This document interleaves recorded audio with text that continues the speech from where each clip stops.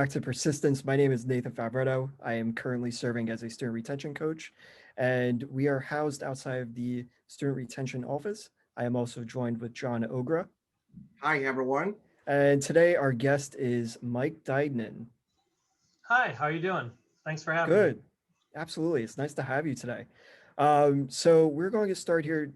Mike, first of all, can you just introduce yourself? Not many students know who you are. They see you walking around everywhere. Go ahead, please. Yeah, sure. Hi, my name is Mike Duignan. I'm the Executive Director of Campus Life and our Student Union Building, or the CUB, as most of you know.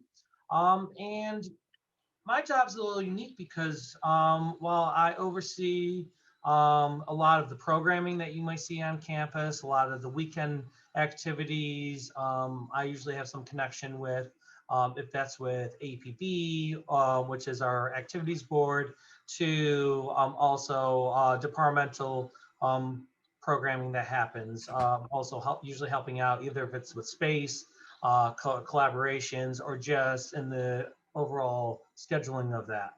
But that's not all we do. We also, in my area, there's Kyle Miller, who oversees our fraternity and sorority life.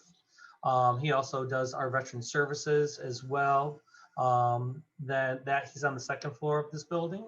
Then Alethea Zemitakis, who is our director of LGBTQ plus services and programs, and also oversees the Pride Center. So if you are questioning, if you identify as a lesbian, bisexual, trans, gay, or you're just questioning, she is a wonderful resource to work with. And that, again, is also on the second floor of the CUB. Then there's Emily Javit. Emily Javit is our leadership and engagement assistant director. She helps out with the activities board, but she also is right now building a lot of robust leadership opportunities on campus. And then Raven Francis, who is our office coordinator and will be taking over some of our operations of the CUB. So she works with our ID, which I'll talk to you, ID machine process, which I'll talk to you about later, but also the overall of the building and operations. And then there is Connie Groover, who is our administrative assistant, who's been here for a number of years, is outstanding to work with, does all the scheduling, both virtually and in person, does walkthroughs, and really provides those like finishing touches to the space. Great. Thanks so much. I think John's going to ask our next question. Yeah, so Mike, that was a great introduction. I could see that you guys have a lot of connections with those working with you in the CUB. So my next question would be, what kind of things can we expect from the CUB this year? Sure. The CUB is always evolving, always changing. It seems like when one door closes, another one opens up. So I would say, if you are new this year, you'll realize that the CUB has been used a lot for academics because of COVID. But in the next year, we're really looking to open back up. This spring, we're having things open back up to function more how it used to be, where you would use a lot for meeting spaces, also for a lot of programming. We have an NPR space that can fit when it's not COVID guidelines in place, anywhere between 700 to 1,000 people in it. We also have a theater that sits 125, but right now with COVID restrictions is about 26. But we also have a number of groups that just kind of use the space and use it as a gathering. It's kind of a home away from home. We have dining facilities, we have a convenience store, we have a credit union, bookstore. You get parking passes here, there's computer labs, there's so many different things.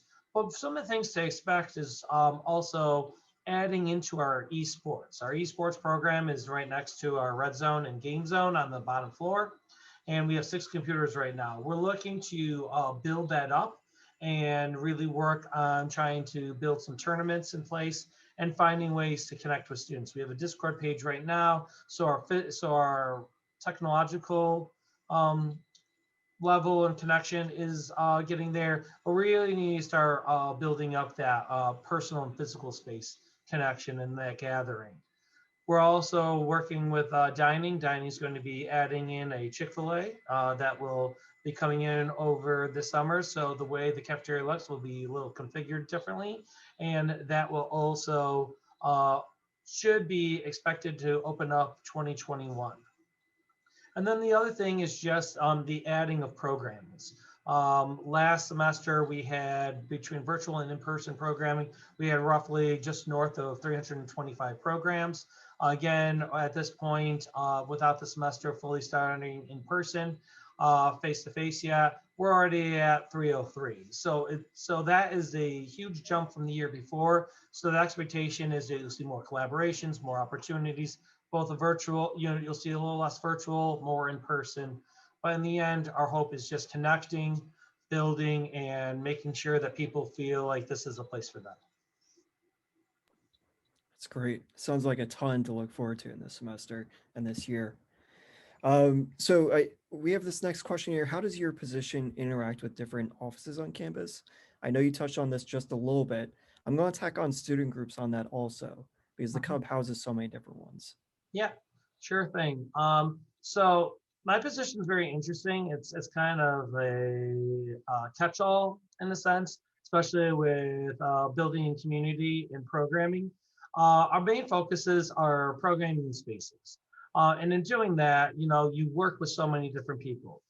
We currently are working with the COVID office and Javita on working on the testing that will be up that students will be tested weekly. So that'll be something that'll happen in Airport Lounge. We work with student success and retention on physical spaces, but also when there is First Gen has their week of programming. Also, if there's spaces, lectures, meeting spaces, we do that. We also work with MSA when MSA uses the space to do a lot of programming. We also worked with them on just doing a new development to the social event policy and really working on the education for that. And then we work with new student orientation on the weekend programming when students come back. Also use the space to make sure that people coming in, admissions, when they do tours, they go through the space, work with athletics, with coaches. So that's from trainings to just coming through the space and showing what's offered, uh, dining and third-party vendors like the bookstore and PSECU is pretty standard to the services that they provide. We have UPS outside as well. But the other thing is I work with the president's office on big initiatives for programming. Fraternity and sorority life is under our department, but they work with that's fraternities and sororities, multicultural Greek organizations as well. Our Pride Center provides services to our LGBTQ plus students. Leadership is huge, and that's where our student orgs tie in. We work with student government. We have over 100 organizations that we work with. And that's not even calling the Greek organizations or the club sports. That's just that's the student org piece. When you add in those pieces, we're looking somewhere between 150 and 200. Every year it kind of fluctuates between the closer of 150 or the higher end of 200. And that's providing spaces, opportunities, collaborations, and then just overall our operations. We work with facilities all the time. We work with the University Police. And one of the biggest things we're doing is when we're working with COVID, one of the things is we work with the distribution of masks to the students, because a lot of people come to the CUB info desk.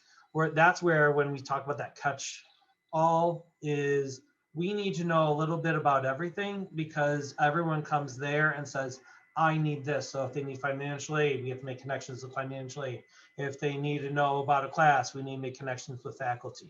So it's kind of a myriad of connecting points that can go from a surface level conversation connection to a very much deeper connection. And that varying changes between each semester and each situation. Yeah, Great, thank you. that's really interesting. to see how um, the CUB interact with other departments and campus, and to navigate the whole challenges posed by the coronavirus. Mhm. My next question would be like, what does the future look like in the next 5 years for the CUB? That's the question that I think I've struggled with the most. Everyone wants to have a 5-year plan. I think COVID kind of threw that out the window a little bit. I've been here, so just to give some context, I've been here since August of 2019. So I've only really experienced the ship experience before COVID for about a little over a semester. During that time, there were a number of things that we talked about. One of the things that we talked about that we would like to see is more food options. So we're starting to see that come in. Another thing was to provide a more welcoming environment to students. So the fact that parking passes came over and now student IDs, those were things that are more new to students here. But a lot of it comes, I think that 5-year is going to come with trends. We're seeing that student unions are really becoming, when we talk about a home away from home, it's really becoming the hub. Larger ones in Division I schools, you're seeing academics coming to the space a little more. You're also seeing wellness initiatives coming in. We have shipwreck, but are there ways that maybe down the road that we would look at a space and possibly put in some fitness equipment? Between things, you're trying to eat, you're trying to study, study spaces. Do we look to sit there and put some sound barriers up in a couple spaces? We also have a barbershop that was added right before I started. And they're also trying to find, before COVID, they were trying to also find also kind of a salon focus. So there's a number of different pieces, and what this also really tells us is we are also right now opening up the space. Right now, MSA did a wonderful quilt to cover us all, and we added those quilts in there just because of the impact and what we're trying to do with equity and racial injustice of just showing unity. So that was one thing that normally was not, they would be up for a little while, but we kind of expanded that. One, because we had a little bit longer of a break and there weren't a lot of requests, but also the importance of that.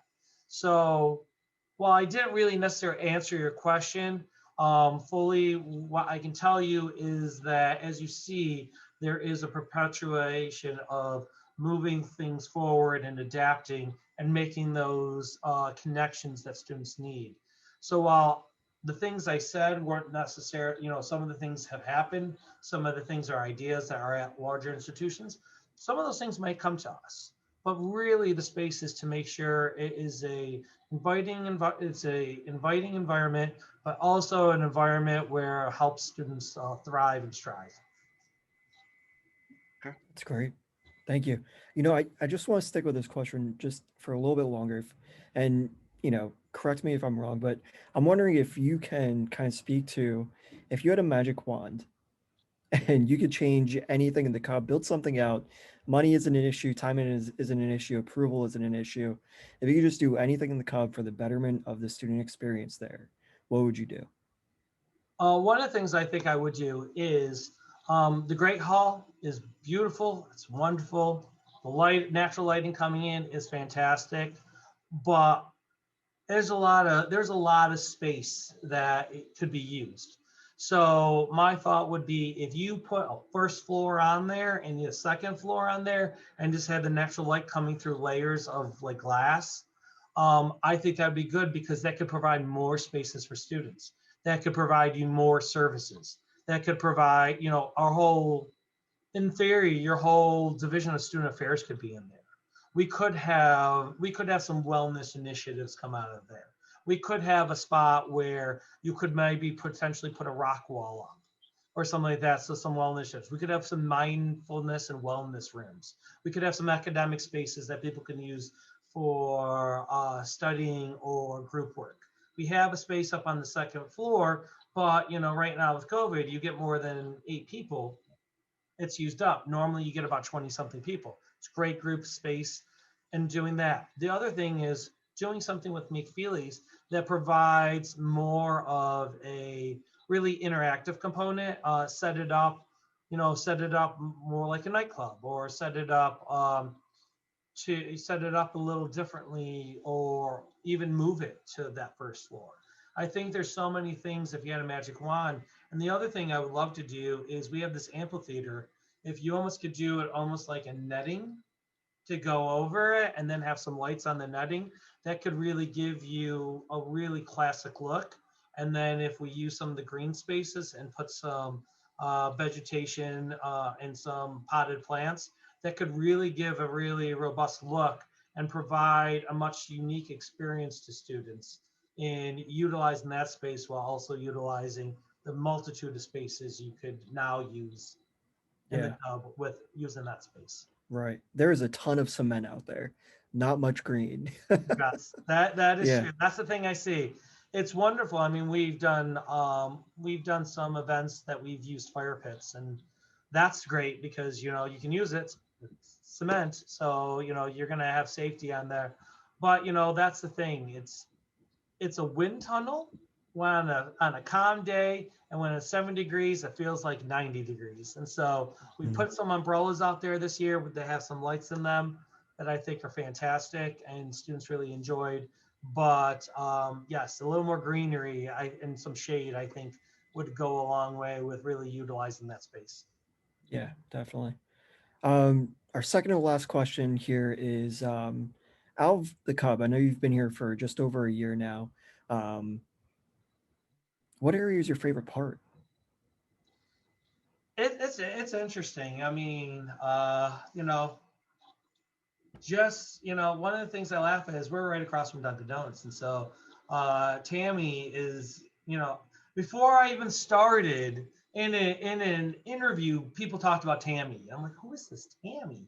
But like, just the greatest smile in the world, and she just knows everyone, and is just, she's a true person when you look at that really loves her job and just the interaction she has every day. But the other thing is, if you're looking at the space, it's so unique. Parts of it is narrow. Our other parts are wide open. We have an NPR that's versatile. We can have a stage. We can do a lecture. We can have a classroom. We also have some wonderful stained glass on the second floor. We also, it's student media's up here, but there's so many different services and so many nooks and crannies that you could come in here 10 times and have a different experience. And the fact that we continue, we're working with Aramark. Aramark's got a bunch of wonderful ideas.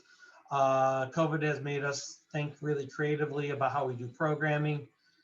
If without the space the way it is, we would not have the ability or the flexibility and creativity to do what we can do. So like we made the first floor of the Cub into a laser tag arena. So people are running around hitting each other with laser tags. We've done silent dance parties with MSA that they've put on, and those have been amazing. We've done concerts in here with the lights in NPR. We've shown movies. I mean, there's so many different things, and we have a fireside space while having classroom desks in there that has a working fireplace that you can use. And there's just students that come there and just play board games and just sit there and talk about life. And if you need a place during those stressful moments, or in moments that the community has to come together, it's a perfect space to sit there and just kind of connect with people. Great, thanks. Yeah, so as I hear you talk about your favorite part of the CUB, one theme that keeps coming apart is like the CUB is a place that we can actually carry out a lot of activities. So Mhm. my question would be, what's something students may not know about the CUB? So I go over again. Is there anything that you think students may not know about the CUB? Sure. So one of the things about the CUB to know is new, I talked about it a little earlier, is that the ID machine and the ID process used to go operate out of the University of Police. Well, the thing was, while it was great over there, you know, they had 24-hour access and they had hours that they could do that. Really, the CUB, with having the parking permits over here and the fact that people are coming and going all the time in the space, we thought it would just make more sense coming over here. So now that's something that we've absorbed. And we have this right next to my office. What I did when I first came here is I have blinds because I'm part of the original piece of the CUB. So they're really like outdoor windows, but when they built on, it goes into the hallway. I lifted those right up. And what I've also done, there's this hallway right next to McFeely's that's not really utilized. And so what we decided is, they said, how can we utilize a space that really has kind of been a dead space that we haven't realized what we could do? And so we thought we're going to put the ID machine over there. So while it's getting fixed right now, facilities is working on it. It should be ready soon.